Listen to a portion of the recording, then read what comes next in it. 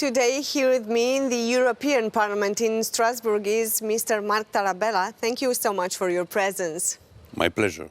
It is important to discuss about things that you are debating here at the European level and will be implemented in the member states. And now I'm referring to the new program for kids. How it will be changed? But, you know, I was rapporteur 7 years ago on the new program. And it was an interesting new program voted by a large majority of the colleagues, and also in the negotiation with the Council we had a good result. It means that we obtained, for example, the distribution in school, it was for the school schemes for fruit, vegetable and milk. And we decided and we obtained the fact that to give a privilege, a priority to the local food. With a link, if possible, between the producer and the schools, but also to give a priority to the seasonality of fruit, for example, and also maybe also if schools want to have a priority for not only local but maybe organic production, small producers, etc. And what we see in the member state a few years ago, as many countries don't use very efficiently this budget. The budget is underutilized, or, for example, in France, it's complicated. Also in Belgium, my country, and because the local, regional, or national authority complicated the procedures.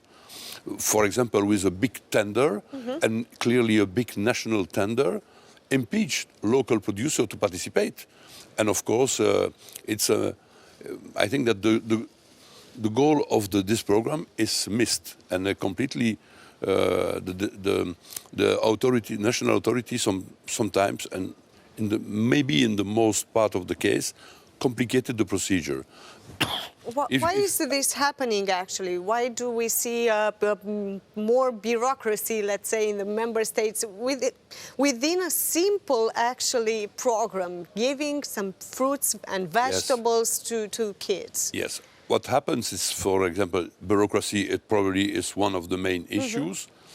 The program is underutilized. For example, in Romania, I focus on some countries, but in Romania, only 1.7 million children participate to this program. But for a country as Romania, it's not enough. And moreover, it's decreasing now. The number of students participating in 2021 is 1.5 million. It means that we have to give more information and to diminish the bureaucracy for schools, and to facilitate also the procedures. And now my job in the Parliament with Mr. Mituta, for example, and other colleagues, we are focusing on how to improve the program. And now is the report of implementation, and to know what we can do better, to use better this budget. The amount for all the budget is not big, but it's 250 million per year. But I think that we have to focus, and maybe in some countries well utilized, and we probably will show that in the report. And probably we have to make an analysis and exchange of best practices, and to recommend the best practices, because in some countries, it's a minority, I think, they use very well this program. And also, for example, we insist on the educational measures. Educational measures mean that with some vegetable we make a soup, or how to cook. Maybe invite a chef in a school to show something, or to visit a farm, and to go to visit a farm and know how they produce milk, for example. I think that's interesting, but underutilized and not utilized in some countries. So let's understand, what is the situation in your country, in Belgium? How is this program actually working? In Belgium, the program is not well utilized. Also in Flanders and in Wallonia, because the region have the competence to adopt the program. For example, in Wallonia, they choose a big tender for all the schools, but it means that it's clearly contradictory with what we decided at the European level, to give a priority to local food, local producer, to have to encourage them, to help them yes, rise, right. and to have a link with consumer, students at school, and the producers. And of course, it's complicated. And also, bureaucracy means that some schools renounce to the procedure because they find that it's complicated. And it's easy to do better and to have, for example, when they buy, they have a bill, they present the bill and they receive money, for example. But maybe the things are changing, but it's pity because all the budget is not used, and we need to encourage children to eat healthy, and it means that fruit, vegetable, and as we decide, fresh fruit and vegetable, not processed food. We probably will continue on that way, but there is some changes to adopt in the law. We'll see this change in the next years, actually, in the member states, because if you are finishing this new legislation, new part of legislation, we will see it in the member states starting next year, probably. It is important to encourage the kids to, and also make them understand how important it is to have a healthy life, to have fruits and vegetables on the table every day, because we've seen the recent data regarding the obesity of kids in the European Union. Also, this part, informing the kids is important. Are you focusing on this also? It's educational measures included that, and you are right to insist on the healthy life, and because it of course it concerns food, and in particular we under consume fruit and vegetable, following the recommendation of the WHO, and I think that we have to continue to push, but also we have also to insist on hydration. Well, milk, okay, but drink water, yeah. Drink water, it's important also. And also move, sport, physical activity. It's important, of course, children know that, but at schools that they have possibility to make sport, to choose a sport. But I think it's important, the three pillars: eat well, drink well, move. What do the other members of the European Parliament say about this program, about adapting, about shifting this program towards the kids? I think that I of course was in touch with all my shadow rapporteurs.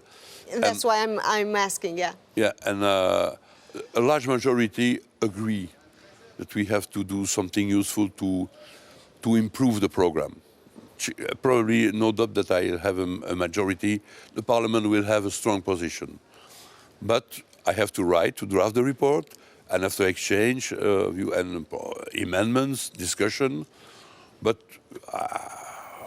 except one colleague, I think that all are on the same line, quite. No doubt that we'll have a clear message from the European Parliament to improve the program. It's a necessity. Will it be, this new program will be more adaptable to kids' situation, I don't know, regarding the allergies that a kid has, regarding the, I don't know, from what town is he or she? It is important to understand if it's adaptable, if it's suitable to the new situation. Of course, all is not decided from Brussels. I think that each country has specificity. Exactly. Rural areas very far from the city, big cities, and I think that we have to let the national authority to lead and to have some mechanism of decision. And one system is maybe okay in Netherlands, but not in Romania, for example. It's normal that we have. But we have to give a general message to say, don't complicate the procedure, please, and try to have a maximum of students concerned by that. For example, I don't know, but now we know that the budget doesn't allow to give many fruits for one school years for children. Maybe we have to reduce. Now it's from 6 years to 18, but maybe we have to limit to the elementary school, from 3-4 years up to 12. After, because it's important to take the habitude to eat fruit, vegetables, and in the childhood, when you before 12. After, if you are habituated, you continue, because the budget is limited, and probably with the actuality, it would be very difficult, utopic, to have an increased budget.